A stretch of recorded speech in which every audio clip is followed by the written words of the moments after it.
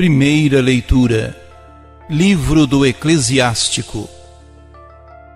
Naqueles dias, o profeta Elias surgiu como um fogo, e sua palavra queimava como uma tocha. Fez vir a fome sobre eles, e no seu zelo reduziu-os a pouca gente. Pela palavra do Senhor, fechou o céu, e de lá fez cair fogo por 3 vezes.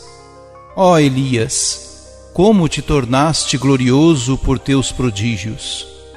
Quem poderia gloriar-se de ser semelhante a ti?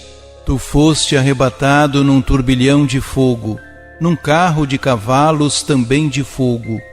Tu, nas ameaças para os tempos futuros, foste designado para acalmar a ira do Senhor antes do furor, para reconduzir o coração do pai ao filho e restabelecer as tribos de Jacó.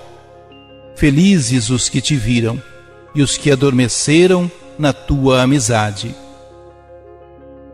Palavra do Senhor.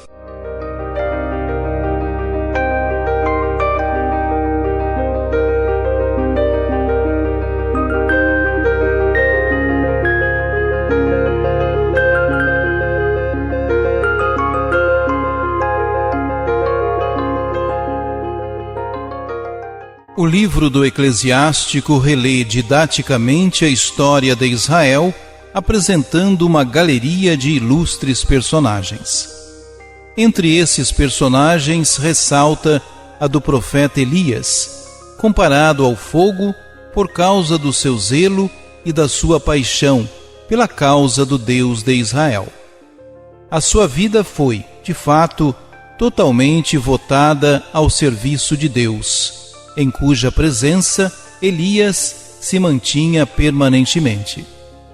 Além da sua ardente pregação para reconduzir o povo a Deus, o retrato traçado por Eclesiástico exalta os seus poderes taumatúrgicos, de acordo com a sensibilidade popular da época.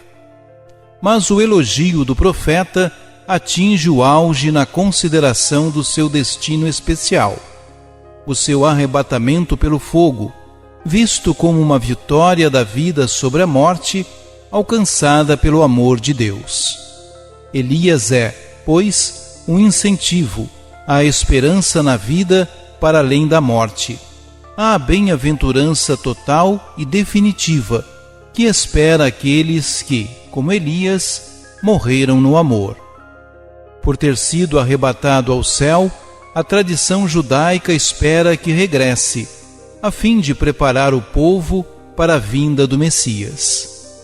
O Novo Testamento recebe esta tradição judaica do regresso de Elias e vê-a realizada em João Batista.